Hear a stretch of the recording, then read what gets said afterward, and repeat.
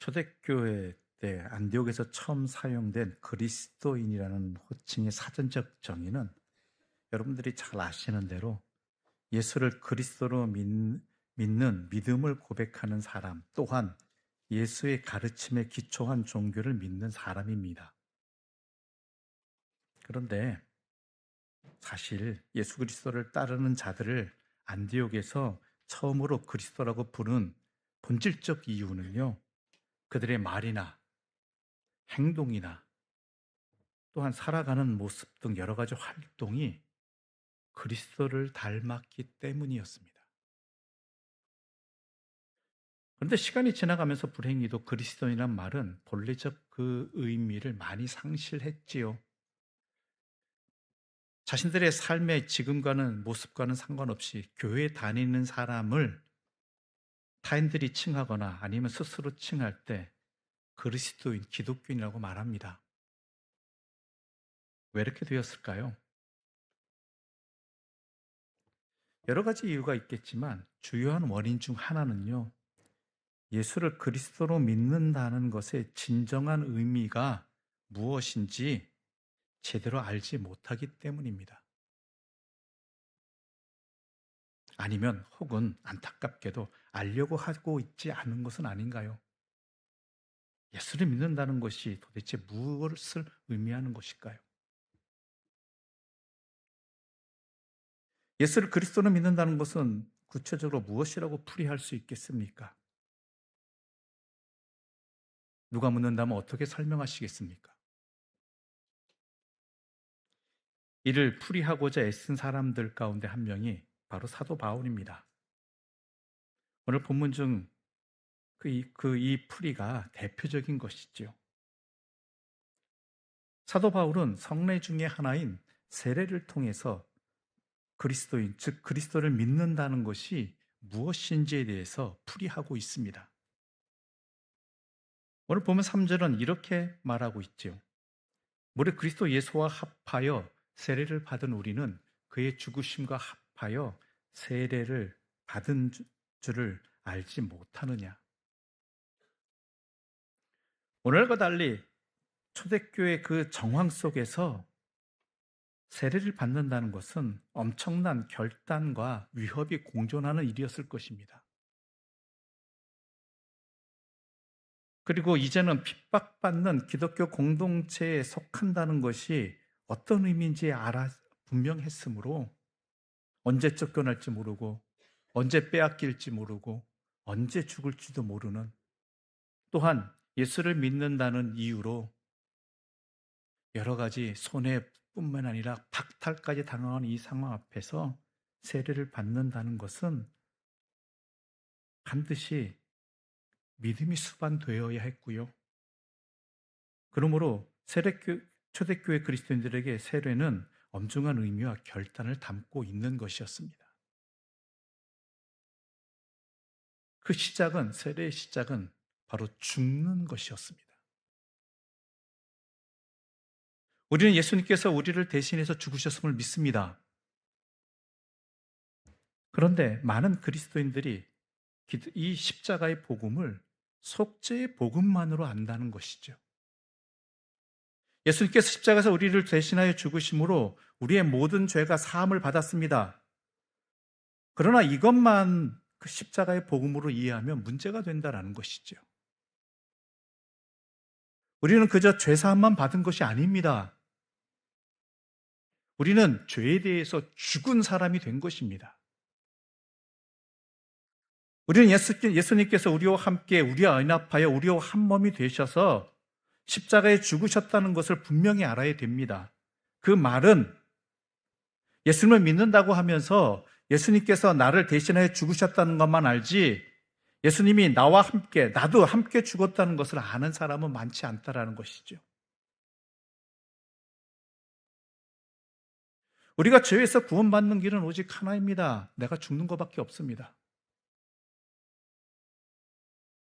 우리가 죄를 이기는 것은 노력으로 불가능합니다. 노력해서 죄 안 짓게 되는 사람은 없습니다. 그렇기 때문에 하나님께서는 우리로 하여금 죄에 대해서 죽게 하시는 것이지요. 그럴 때 우리는 죄에서 벗어날 수 있다라는 것입니다. 예수님이 십자가에서 죽으셨습니다. 그리고 우리도 십자가에서 예수님과 함께 죽었습니다. 이게 그리스도와 연합한다는 뜻입니다. 이게 세례의 첫 번째 의미이죠. 우리가 세례를 받을 때 이 놀라운 은혜가 우리에게 임하는 것입니다. 세례는 우리가 그리스도와 연합하고 한 몸이 되었다는 성스러운 표시입니다. 그래서 우리가 세례를 받을 때 예수님의 죽음이 곧 나의 죽음이 되는 것이지요. 그러므로 세례 받은 사람에게는 죄 사함을 받았다는 그 믿음뿐만 아니라 나도 죽었다라는 믿음이 있는 것입니다. 예수님만 십자가에서 죽으신 것이 아니라 나도 죽은 십자가라는 것이죠. 그런데 많은 그리스도인들이 자기가 죽었다는 걸 잘 느끼지 못합니다. 믿지 못하죠. 왜냐하면 옛날이나 나 똑같거든요. 예수 믿기 전이나 지금이나 내 성격 그대로고요. 만약 진짜 내가 죽었다라면 내 성질도 달라지고요. 사라지고 욕심도 사라지고 분노도 사라지고 뭔가 확 변해야 되잖아요. 뒤집어져야 되잖아요. 더 예수님을 뜨겁게 사랑해줘야 되잖아요. 그런데요, 이거는 죽었다라는 것을 잘 모르는 겁니다. 죽는다라는 것을 이렇게 이해하니까 평생 죽었다 살았다 다시 죽었다 살았다 이걸 계속 반복하는 것이죠. 속죄함 받은 것에 대해서는 너무나 분명하게 알고 있습니다. 그런데 내 자신이 죽었다고 하는 믿음은 너무나 희박하죠. 그러니까 우리의 삶이 세상 사람과 크게 다르지 않다라는 것이죠. 이에 대해서 사도 바울은 이렇게 말하고 있습니다. 6절과 7절의 말씀 우리 함께 읽어볼까요? 오늘 보면 6절과 7절입니다. 우리가 알거니와 우리의 옛사람이 예수와 함께 십자가에 못 박힌 것은 죄의 몸이 죽어 다시는 우리가 죄에게 종노릇하지 아니하려 함이니 이는 죽은 자가 죄에서 벗어나 의롭다 하심을 얻었습니다. 예수님과 함께 죽은 것은 우리의 옛사람입니다. 근데 이건 육신이 아닙니다. 죽은 것은 죄의 종노릇하는 우리의 옛 자아가 죽었다라는 것이죠. 우리의 육신은 물론 여전히 살아 있습니다. 그래서 여전히 혈기도 부리고 욕심도 부리고 이기적인 마음도 갖고 그러는 것이죠. 옛사람은 죽었지만 죄의 욕망은 없어지지 않은 것이죠. 그럼 또 여기서 우리는 질문을 던지게 됩니다. 그렇다면 이러면 예수님과 함께 옛사람이 죽은 것은 무슨 의미가 있는가? 여전히 나에게는 욕심도 있고 이기적인 것도 있고 어리석음도 있는데. 근데 분명히 아셔야 됩니다. 우리 속에 육신의 욕망은 여전히 존재하지만 더 이상 육신의 욕망이 우리의 주인 노릇하지 못한다라는 거예요. 우리가 그 욕망의 종 노릇하지 못한다라는 것입니다. 그렇게 살지 않는다라는 거예요. 더 이상 죄가 우리를 지배하지 못한다라는 것이죠. 특히 4절에서는 이를 강조해서 아예 장사 지냈다라고 말합니다. 장사 지내는 게 어떤 의미입니까? 죽었다는 것을 의학적으로 또한 공식적으로 모든 사람이 인정하는 행위가 장사 지내는 것 아니겠습니까? 이 사람이 완전히 죽었다는 공식적인 선포 아닙니까?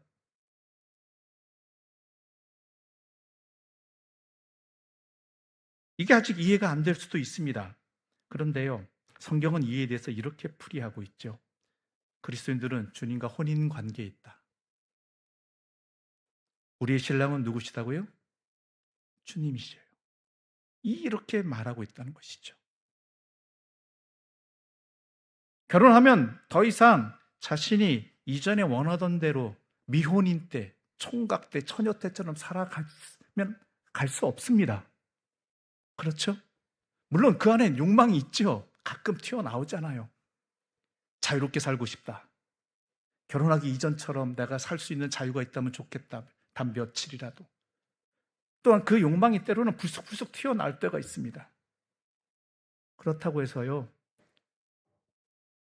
내가 결혼했다는 그 사실 자체가 변화되는 건 아니잖아요. 바뀌는 건 아니잖아요. 내가 총각 때처럼, 처녀 때처럼, 결혼하기 전처럼 살고 싶고, 그런 욕망이 있고, 때로는 그렇게 어느 순간에 살아갈 때가 있는데, 그렇다고 해서 내가 결혼한 그 사실이 무효가 되는 건 아니잖아요.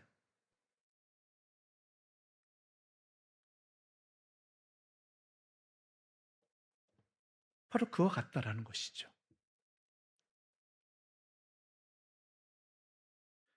배우자가 생겼기 때문에 배우자와 함께 맞추어서 살아가는 것이 결혼한 사람의 새로운 삶입니다.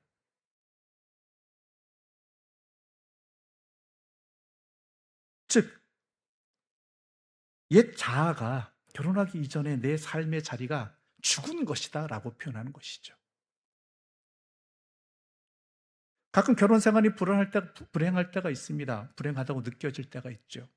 그것은 대표적인 이유는 옛 자아가 아직 죽지 않았기 때문입니다. 옛 습관이 아직 버려지지 않았기 때문이죠. 그래서 신혼 초에 많이 싸우게 되는 이유도 그렇습니다. 옛 습관을 못 버렸거든요. 옛 삶을 버리지 못했거든요. 물론 평생 못 버리는 사람도 있겠지만 대부분은 이렇게 다투면서 갈등하면서 그럼에도 불구하고 변함없는 내가 혼인 관계에 있다는 이 사실에 대해서 익숙해지고 거기에 맞춰 살게 되고 이러한 것들이 우리의 신앙생활이고 그리스도인의 믿음의 삶이라는 것이죠. 우리의 육신의 욕구는 여전히 있지만 우리는 육신대로 살지 않습니다. 육신이 결코 우리를 지배하지 못한다는 것이죠. 그래서 예수님께서는 제자들에게 누구든지 나를 따라오려거든 자기를 부인하고 자기 십자가를 지고 나를 따를 것이다 라고 말씀하신 이유도 바로 여기 있는 것입니다. 여기서 부인하라는 말은 온전히 죽으라는 것입니다. 문제는 우리가 주님을 따른다고 하면서 옛 자아를 죽이는 완전한 자기 부인에 이르지 못했다는 사실이지요.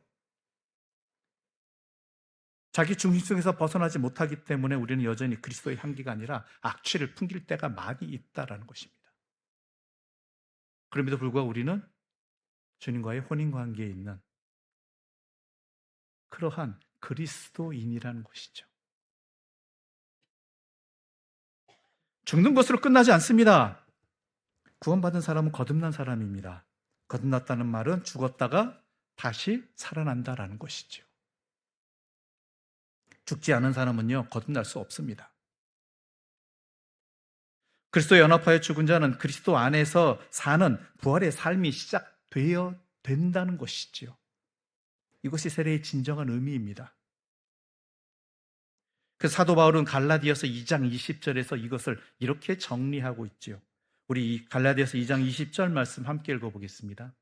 내가 그리스도와 함께 십자가에 못 박혔나니 그런즉 이제는 내가 사는 것이 아니요 오직 내 안에 그리스도께서 사시는 것이라. 이제 내가 육체 가운데 사는 것은 나를 사랑하사 나를 위하여 자기 자신을 버리신 하나님의 아들을 믿는 믿음 안에서 사는 것이라. 아멘. 진정한 세례는 내가 죽으면 내 안에 그리스도께서 사신다는 사실을 살아가는 것입니다. 그러므로 내가 할 일이 무엇이냐? 먼저 해야 될 일은 사도 바울의 말처럼 날마다 죽는 것입니다. 날마다 죽는 것. 여러분 어떠십니까? 날마다 옛 자아를 죽이고 계십니까? 그 어떤 일이 발생했을 때, 어떤 또한 일을 해야 될 때, 어떤 관계 속에 있을 때, 먼저 나의 옛 자아를, 내 중심의 생각을, 판단을 버려버리고 죽이고 내 안에 계시는 그리스도로 살고 계시고 판단하시고 생활하십니까? 예수님께서는 이를 이렇게 말씀하셨죠. 너희는 먼저 그의 나라와 그의 의를 구하라.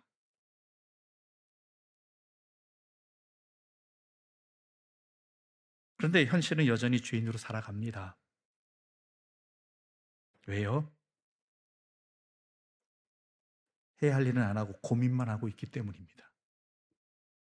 해야 할 일은 안 하고 고민만 하고 있어요.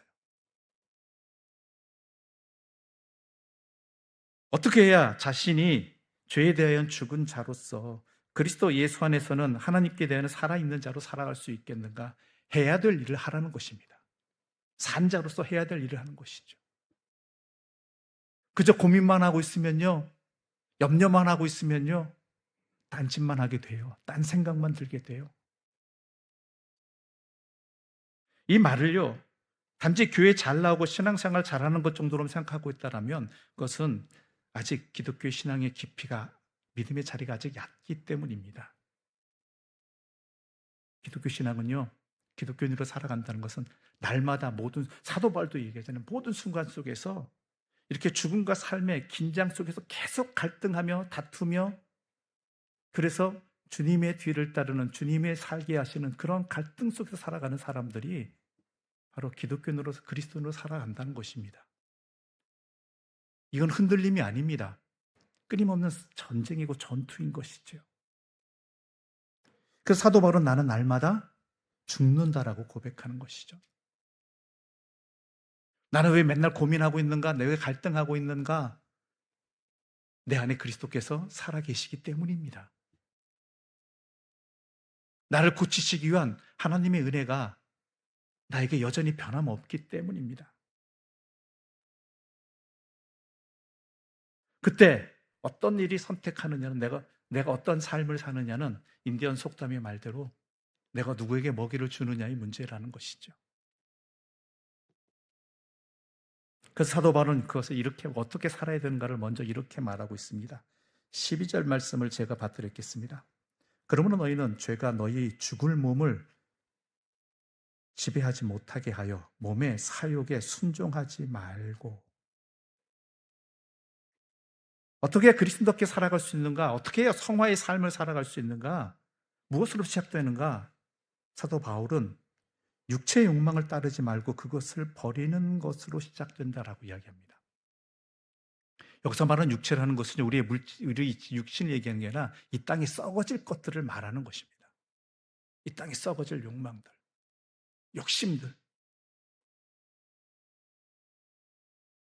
아무리 작은 욕심이라 할지라도요, 육체의 욕심이라 할지라도 내가 이 욕심을 물리치지 못하면 욕심이 나에게 왕 노릇합니다.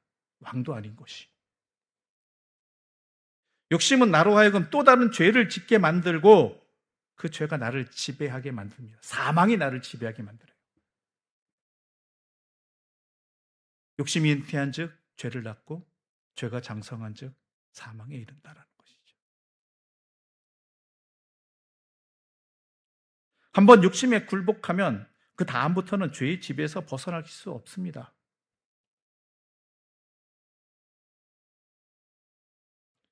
그럼 어떻게 이 육체의 욕심을, 즉 세상의 허망한 욕심을 버릴 수 있느냐? 우리는 반드시 죽는다는 사실을 항상 깨달아야 됩니다. 그래서 나는 날마다 죽어야 되는 것이죠. 육체 욕심을 아무리 아름답게 꾸미고 커다랗게 꾸며봐고 풍성하게 해봤자 결국은 썩어질 것이고 죽으면 아무 소용없는 것입니다.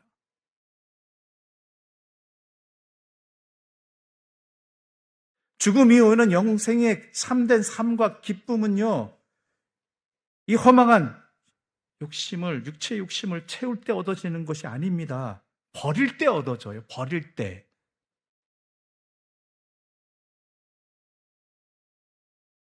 내가 죽을 수밖에 없는 존재라는 사실을 인식하지 않으면 욕심의 노예로 전락하게 되고, 반대로 내가 죽을 수밖에 없는 존재라는 사실을 기억하면요, 욕심의 문제에서 자유로울 수 있다는 것이죠.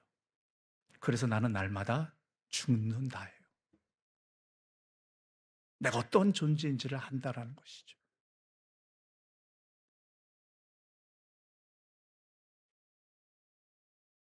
여러분들은 어떤 기도를 드리고 기도를 왜 드리십니까?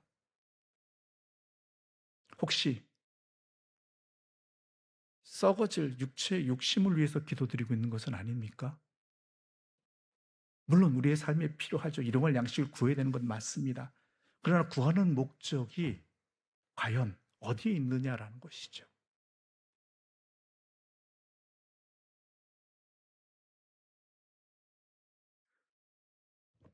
무엇 때문에 성경을 읽으십니까?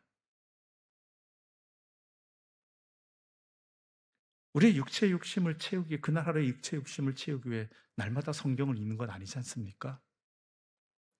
하나님 말씀 없이는 언제라도 흔들릴 수밖에 없는 내 존재이기에, 그것을 인정하기에 하나님의 말씀을 하나님의 백성답게 부활의 생명으로 내 삶을 살아가기 위해서 하나님의 말씀을 붙들고 있는 건 아닙니까?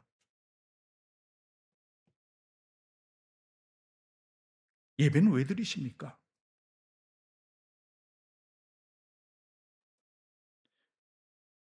이 세상의 욕심을 이루기 위한 하나님과의 거래의 자리입니까? 내가 이렇게 열심히 예배 드렸으니까, 빠지지 않고 드렸으니까, 하나님, 이 세상에 내가 원하는 것들을, 이 성경의 표현들, 이 생의 욕심을, 욕망을 이루어 주십시오. 채워 주십시오. 부족함 없게 해 주십시오. 이겁니까? 아니면 나를 온전히 하나님께 드려 이 예배를 통해 하나님의 생명으로 살기 위함입니까?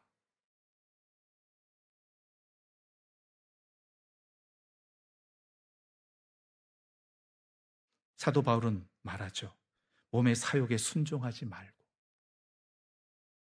너의 모든 삶의 자리를 이 땅에 썩어질 허망한 것에 목적을 두지 말라는 것입니다. 심지어 온전히 하나님께 드리고 하나님으로부터 허락되어진 기도와 말씀과 또한 예배를 드리면서도 그것을 버리지 못하고 있는 내 자신을 온전히 죽여야 된다는 것이죠. 그렇게 하지 않아야 된다.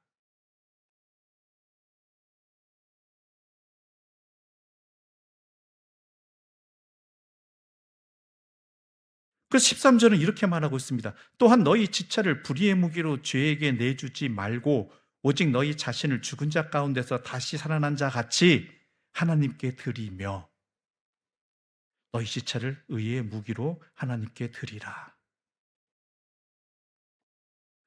너희 그 모든 것들을 하나님께 드리라는 것입니다. 너의 욕심을 위해 세상의 욕망을 이루기 위한 수단으로 삼지 말고 너의 삶의 모든 자리를 하나님께 드리라는 것이죠. 특히 13절 하반절에 너희 지체를 의의 무기로 하나님께 드리라라고 되어 있습니다. 여기 지체를 말하는 것은요, 나의 모든 것입니다. 나의 언행심사 모든 것.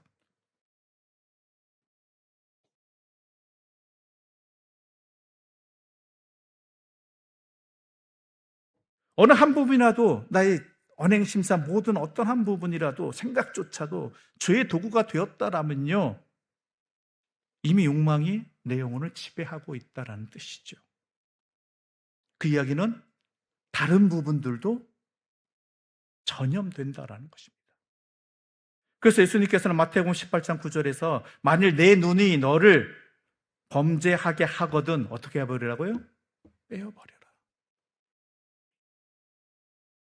한 눈으로 영생에 들어가는 것이 두 눈을 가지고 지옥불에 던져지는 것보다 나으니라.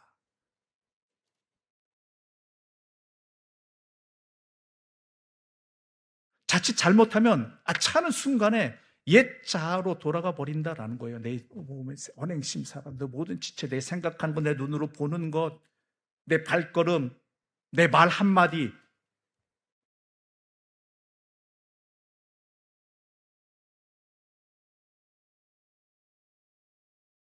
그런데요, 13절 하반절은 우리 지체를 죄의 무기가 되지 않게 하는 것 위해서는 어떻게 해야 되느냐? 더 적극적인 이야기를 하시죠. 하나님께 드려라, 하나님께. 무엇을 먹든 무엇을 마시든 무엇을 행하든 다 하나님의 영광을 위해서 하라. 우리 자신을 하나님께 드리라는 거. 이 얘기는 뭐냐? 교회에서의 신앙생활뿐만 아니라 여러분들의 일상에서 여러분에게 주어진 삶의 자리들이 있고 관계들이 있습니다. 회사에 가거나 일터에 가거나 배우러 학교에 가거나 아니면 이웃과 어떤 만남을 갖던 간에 그 모든 자리의 목적을 하나님께 두라는 것이죠. 물론 내가 먹고 살기 위해서 그렇게 살아가 주어진 자리이지만 그것들도 단순히 내 먹고 사는 것의 문제를 넘어서서요. 그것을 통해서 먹고 마시는 것을 통해서 하나님의 뜻대로 살기 위해서 하나님의 일을 이루는 자리로 하나님의 사람으로 그 자리에서 그 역할들을 주어진 일들을 감당하라는 것입니다.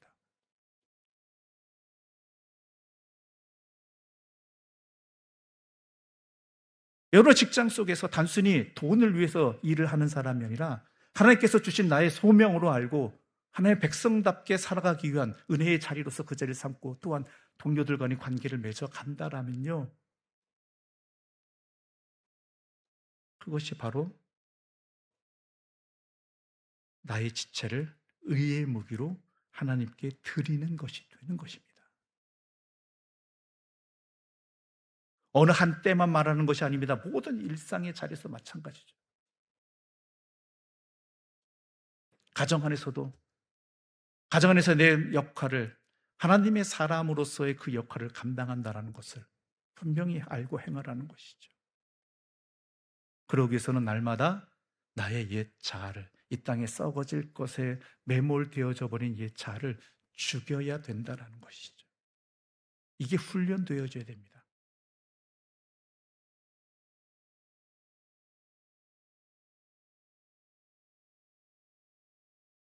이렇게 하나님께 삶의 초점을 맞추고 주님과 함께 우리에게 주어진 시간과 지체를 써나가면요, 내 삶은요, 변화되게 되어 있습니다.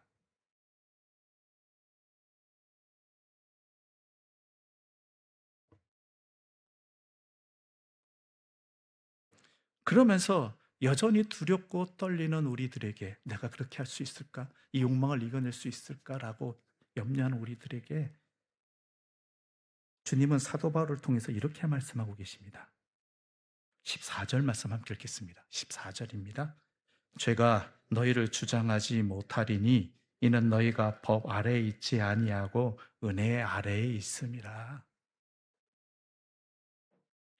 그런 육체의 욕심이 옛 자의 어리석음이 죄됨이 내 삶을 자꾸 흔드는 것 같지만 실상은 우리는요, 우리를 주장하지 못한다. 그것들이 그렇게 위협하고 있는 것처럼 내 삶을 흔들 것 같지만 실상은 못한다라는 것이죠. 깨어 있으라는 거예요. 정신 차려라. 그것은 허상일 뿐이다.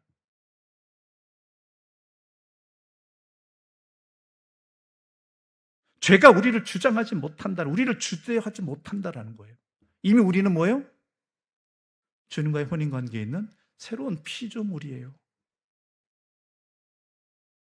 게다가 우리는요, 이러한 은혜가 의려한 주님의 피조물로서의 새로운 생명의 삶이 우리의 공로나 아니면 우리의 어떤 가치가 있기 때문이 아니라요, 뭐예요?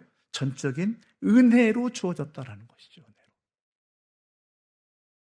내가 비록 죄 앞에서 여전히 연약하고 또한 때로는 둘째 아들처럼 벗어나기도 하고 그럴지라도 아들이라는 신분은 변함이 없다는 것. 그 아들이라는 신분은요, 은혜로 주어졌다는 것이죠. 회복도 은혜로 주신다는 것이죠.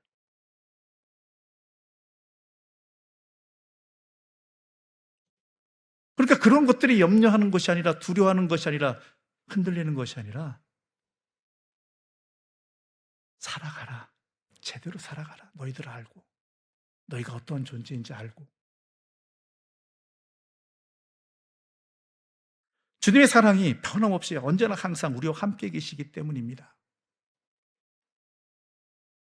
우리의 죄를 대신해서 십자가에서 찢기시고 피 흘려 우리를 구원하신 그 사랑이, 그 엄청난 사랑이 그 어떤 것에 흔들리겠습니까? 영원하지요. 그렇게 바뀌어진 내 신분이 하나님의 주도 아래에 있는, 주권 아래에 있는 하나님이 주인 되시는 내 삶이 어떻게 죄로 인해서 죄에게 빼앗길 수 있겠느냐라는 것입니다. 그럴 수 없느니라. 그럴 수 있는 것 같이 생각되더라도 아니라는 거예요. 그건 분명한 사실이니까 흔들리지 말라, 두려워하지 말라, 염려하지 말라는 거예요.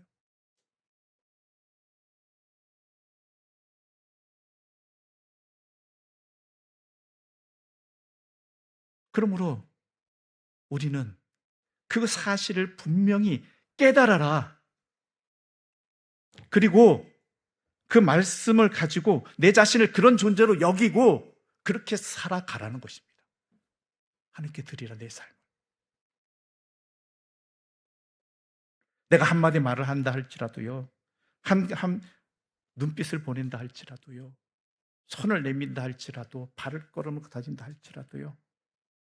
내가 예수 그리스도께서 내 안에 계시고 예수 그리스도의 사랑과 은혜 안에 내가 살아간다는 것을 분명히 드러낼 수 있는 언행 심사를 하라는 것입니다.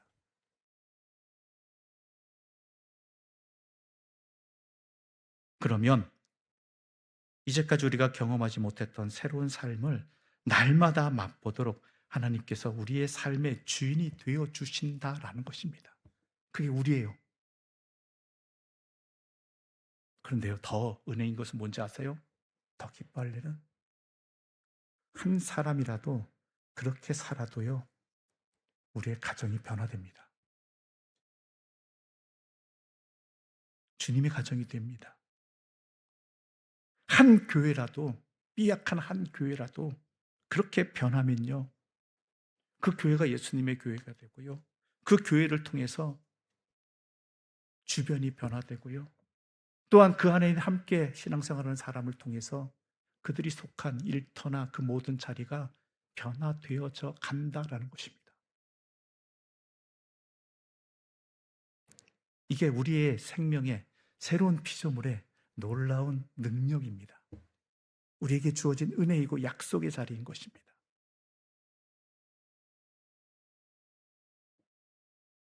그래서 요한복음에서 예수님은 이렇게 말씀하셨습니다.